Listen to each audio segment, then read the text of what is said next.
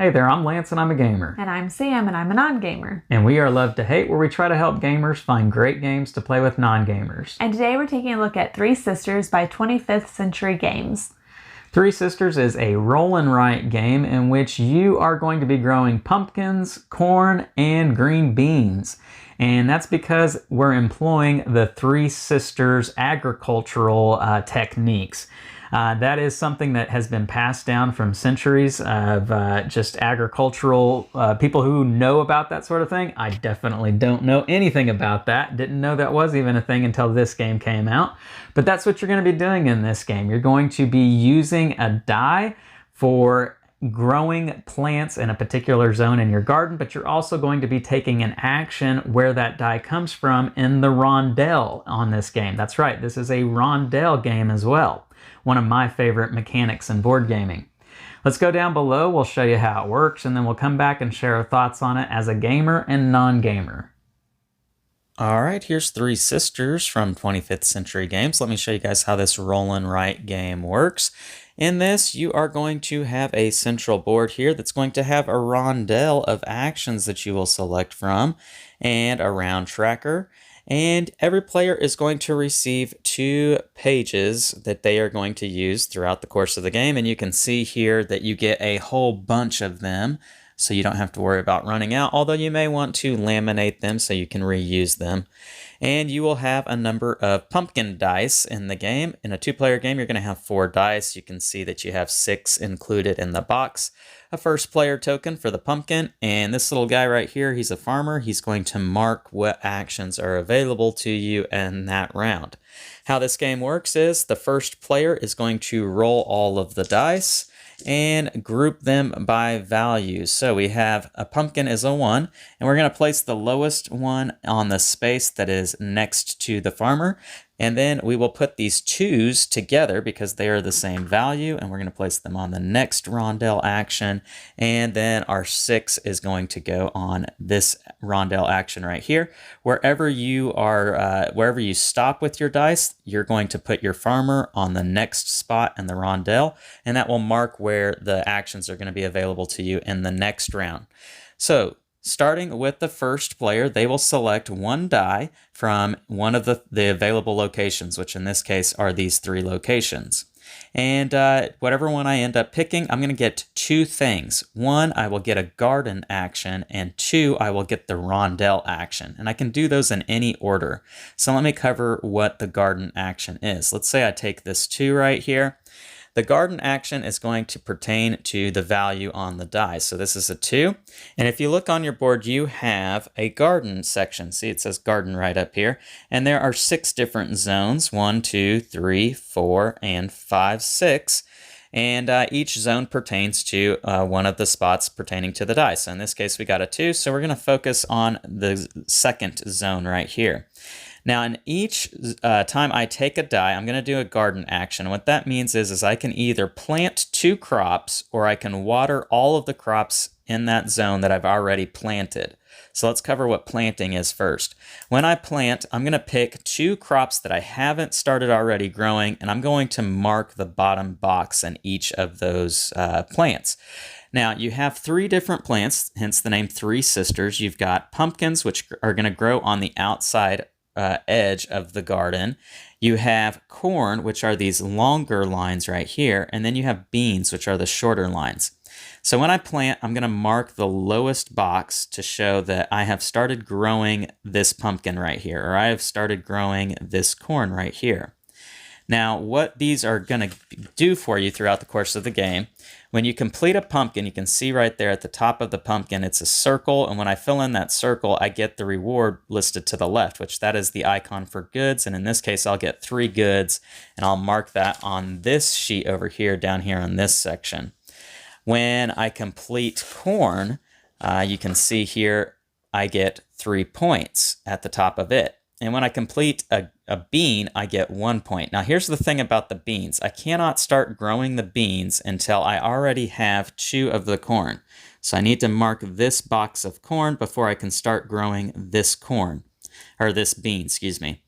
And when I get to the top, I'll gain the rewards. Now, the other thing with the pumpkins that you'll want to know is in between pumpkins, there's going to be one of the perennials, which in this case, I see iris here. If I'm able to get this pumpkin over here and this pumpkin that I've already started on, then I get to mark off irises, and that's going to help me down here on the perennials tracks. And so there's going to be 1, 2, 3, 4, 5, 6 different perennials that I can advance down. And here's the Irish track. Not Irish track. I could mark off this box right here, and I'll gain a compost, which what a compost is, that lets me alter the value of a die. I can put dots in these boxes and then mark off the boxes as I use them to alter the dice, changing them from 1s, 2s, 3s, 4, 5, 6. Dice do get to wrap around in this game, so you can change a 6 into a 1 and a 1 into a 6. And if I make it to the top of any of these perennial tracks, I'll gain the victory points there. Anything with the blue ribbon is victory points, by the way. So that's the gardening action. When I water, again, I can do either one of those things. When I take the die, I am going to either plant or water in that zone. When I water anything that's already been planted, so let's say that I started this one too on another turn. If I water, I just go up 1 on everything that I've already started on. And so that's a better action to do later on in the game once you already have crops planted. Now, again, back to this rondel. So I get to do a garden action that's based off of the value on the die, but then I get to do the rondel action. So let's cover the different rondel actions, and it will also help you understand the board. So this first action right here is plant or water. That's exactly the same thing that I just talked about. So if you ever take the die that's here, you're basically going to get to do the garden action twice. So that's what that action is going to do. Shed time, which these are the same, shed time. That's going to involve what you see over here. Now, these are all different tracks that you're going to advance. I'm not going to cover each one of these. Most of them are going to give you points when you get to the end of them. However, some will give you other points in other ways. This one will give you goods for every blackberry that you've harvested. This one will spend 3 composts for one action that you get to do somewhere else on the board. This one just gives you straight 18 victory points. You'll get the idea as you play this. But when you take the shed action, you're just basically going to mark 1 box as you advance on the track on one of these. The 1 compost and 4 goods, it's very simple. You're going to gain 1 compost and 4 goods. Now on this goods track, it's very important. Every time you get to one of these stars, you're going to gain a bonus action. And that bonus action can be to advance on a perennials track, to advance on the apiary, the fruits, or the shed. That's all that's going to do for you. Now, the goods are going to come into play when you take the farmer's market action down here. You're going to go off of this chart right here, and however many goods you have gained at that point in the game, you will gain the number of actions listed here to the side, either a compost, or this is the icon for perennials, getting to advance on one of those perennial tracks. And then something else, the star again, is the bonus action that you can do on advancing on any one of those tracks. And the only other 2 actions here on the rondel are the apiary or fruit, and those are the same.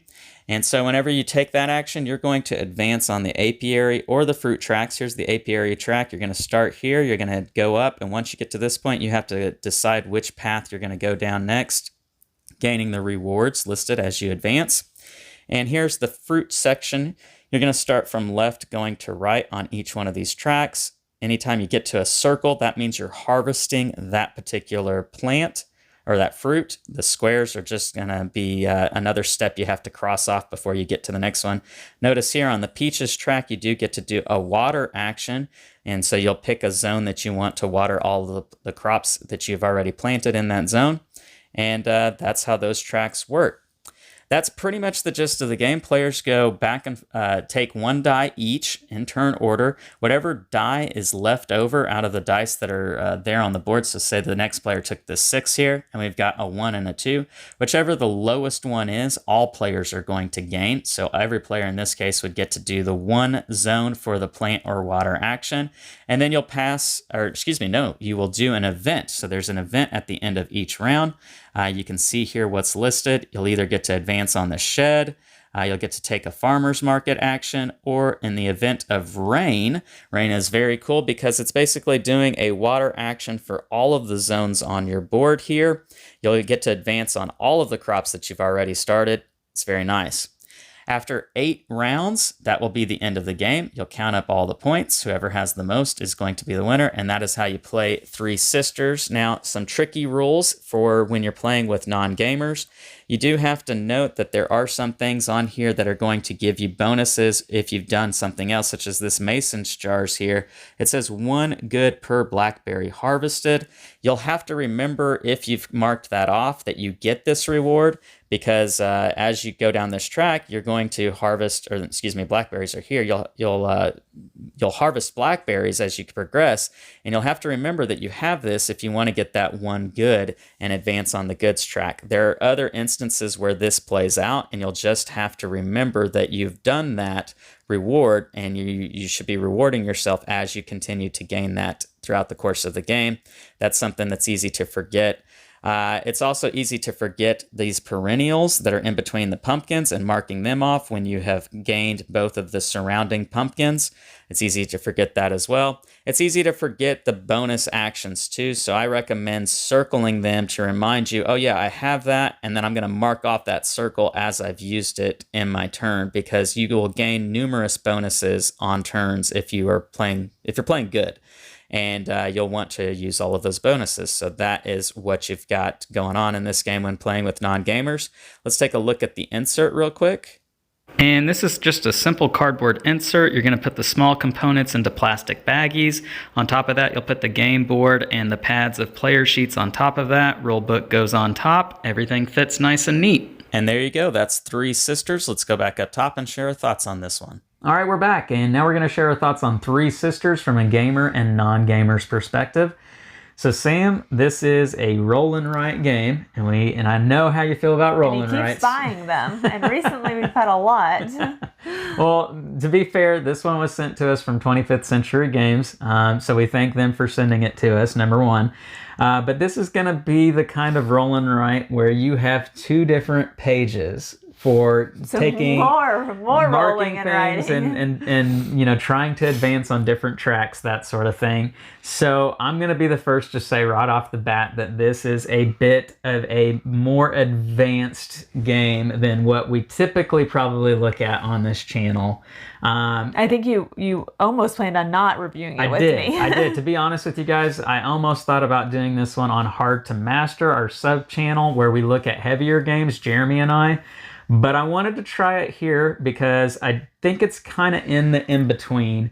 I think it's not so rules heavy that only gamers can enjoy it. I think it's like I said, somewhere in the in-between. And so I wanted to try it here on Love to Hate to get our thoughts out on it. And so give me your first impressions as you were getting into this game and trying to learn it. I had never heard the word rondel until this game, and I never asked Lance what it meant because I was annoyed that he thought that this would be a good game.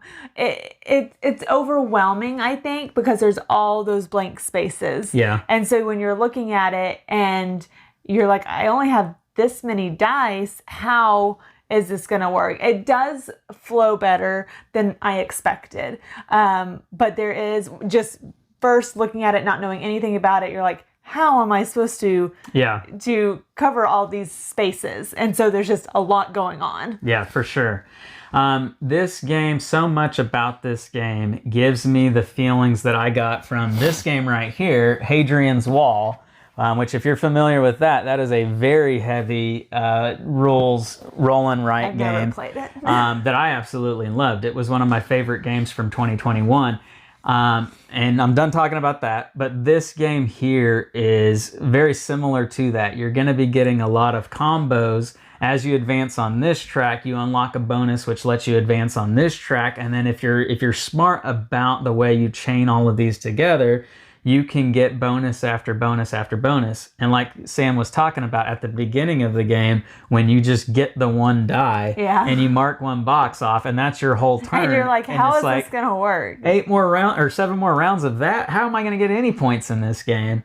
And then it builds. So like in round 3, round 4, you're starting to get those connections. Well, and I think it needs to be said, if you're a gamer teaching this to a non-gamer, like come out at the beginning and say, you're not going to fill in all these boxes. Right. Because when I was first looking at it, I thought that was some type of goal. Yeah. And really, like, there's a third or a fourth of Right. the ones that you're not going to I think that's absolutely true. I've played several games of this now, and I will tell you that there's certain things that I've never even attempted to try and advance on. The apiary, I'll be honest, I've never even marked a single box in the apiary, and maybe that's my own wrongdoing. I should probably employ other strategies and advance on that. I just get so enticed by some of the other stuff. I can see though, as you've played it once before, I've played it once now, and I know what some of them do. So I think you would tend to gravitate to what you know, to what you know are going to get you points. And so I can see why you maybe wouldn't go to the apiary if you hadn't used it the first time. Yeah, for sure. And then there's also some of the things in the shed that I haven't really experimented with. I kind of tend to gravitate to the things I feel work for me and work for my strategies.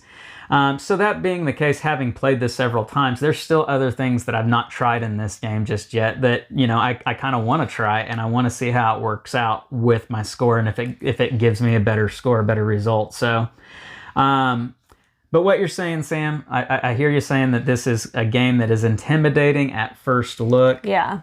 And probably after about, halfway, 3/4 of the way, you feel like maybe you better understand it. Yeah, you kind of at least understand what your goal is. I still found it hard. I'm looking over at Lance, and has all these goods marked, and I just don't think I was quite grasping how to get points as quickly as he, and he had played it before. Yeah. So I think that was a little frustrating. Sure. I felt like I was doing the same thing as him, but then I see him marking off many more things than I am. So I can see as a non-gamer that being a little like, oh, well, I'm already losing. So now, I think, guys, that what we're saying to you is that this is probably a game that is going to be a steep learning curve the first time you play it. But after you've gotten through that first time, if it's something that can stick, then I think you can come back to it and have an enjoyable experience. I do think I would do a lot better score-wise playing it again. And have more fun, probably. Yeah. It's just that first couple of rounds, really learning what you're trying to do, and even just learning where everything is and what everything can do, because that's not really part of the rules. And I will say, one of my cons with this game is that it's easy to forget certain things. Yeah. So for instance, Sam, you had one of the shed items. I don't remember which one it is, but you were to get a good every time you got, I think, blackberries or something like that, one of the fruits. And there's not really anything on the paper that would remind you to look back at that to say, hey, you got that good. I had 2 things in the shed that were like that, and I know for a fact that a couple times I forgot to do it, but then I was like, did I forget? Did I already do it? Yeah. And so that was hard. And then you kind of question, and you're like, well, shoot, did I do it? Yeah. And you'll never know. Yeah. So that is a little bit of a con. I think as you get more experienced with the game, that will ease up and you won't make those mistakes. And that's true with a lot of roll and writes. It's just something with the genre that you as the more you play it, the more likely you are to not make those kind of mistakes. But you got to get to that point first. I think it's great that it has kind of getting to pros and cons. A pro, I think the 8 rounds, because when you first start playing it, you're like, this is going to take a long time if you're expecting to fill in all those boxes. But I think 8 rounds is a really good number for this game, because it doesn't drag on. Absolutely. There is an end in sight, and I think it's a perfect amount of rounds. Yeah, I will agree with that. The box says 45 minutes. I think that's very accurate. Yeah. That definitely for non-gamers is a really good. Really good. A good pro. Yeah, a really good. Well, let's keep this going since we already are saying the pros. What else works for you with this one? I mean, I did, once I learned what a rondel was, I liked that you were getting something even when it was the other person's turn. And you're both doing it together, and that kind of helps as a non-gamer. I'm kind of learning what he's doing and kind of doing the same thing. Okay. So I think that was a good thing about another good about Another good. All right. I want to throw out there one of the things that I really like about it is that the die that you get, it isn't just the value on the die, but it's also where it is in the rondel. Yeah. I like that aspect because you're really having to make the choice of not only what value of die do I want to get, because there's the roll part of the roll and write, but then also where in the rondel you're taking it from. That's a good meaty choice that you're having to make when you're taking those dice. And then also, if you're the last person to go in the round, you're also trying to play that, well, what benefit do I want to give everybody else? Because whatever the lowest die is, everybody's getting. And so you have a little bit of control there over what you're giving your opponents. That was also a lot of thinking for a non-gamer, a lot to consider. Sure. I liked the rondel, but I definitely didn't think about it as hard as Lance did. Well, and that's probably more of the advanced strategy into thinking with this game. So for sure. What were some of the things that maybe you didn't like? I just felt like there was a bit much. I felt like maybe they could have taken out the apiary or taken out something. There's just a lot going on. Yeah, I will definitely agree with that. Like I've mentioned already, I feel like this game is really kind of spread and it spreads you thin if you're not careful. And what I have found is that if I really want to try to get a lot of points, I've really got to pour into one or two things. This isn't a point salad per se, because while you are getting points in some different areas, this isn't your typical point salad game where you want to try to get points everywhere. And I think that's what I was trying to do. I think I was like, I don't have any apples, so I should get an apple. I don't have any peaches, I should get a peach. When really maybe I should have been focusing on the blackberries because those got me good. Right. Second time's a charm. I think if I played it again, I would know that. And I think that's the thing with this game. Unless if maybe I too am not experienced enough to know the better strategic thinkings of this game. Although I've played it several times now, I just feel like if you try to spread yourself out to get everything, you're not going to do well in this game. And there's some areas that probably could have done without. So maybe that's just one of the things about this game to kind of try to fool you a little bit, is to thinking, yeah, you can try to do everything when you can't. I don't know. So. Any other cons? No, I think that's it. Okay. All right. Well, there you go. All right. Scale of 1 to 10, love to hate on Three Sisters. How do you feel about this one? I mean, I think it's kind of middle of the road. It's definitely a higher thinking game. And if I'm going to rate it as a true non-gamer, I would probably give it a little bit lower just because I don't think it's a great game to play with a non-gamer. So I'd probably give it like a 6.3. Okay. And I think that's fair. It is a heavier game than the typical games we look at on this channel. So I think that's fair assessment. For me, I did really enjoy this one. I really enjoyed the solo play on this one. I haven't really said anything about that. I thought it was challenging, and I thought it was one that worked well. So many times the solo experience can feel like you're not really playing against another person, and you're just kind of going through the motions. This one actually does challenge you because it crosses things off of your board, and so it's as though that person is taking actions away from you, and I like that experience. Playing in the multiplayer is the same way. You really get the feeling that you need to advance on these tracks to get the points to keep up with the other players, and I really enjoy it. It's not my favorite type of game in this genre. I've already mentioned Hadrian's Wall, and I think it does a better job at that.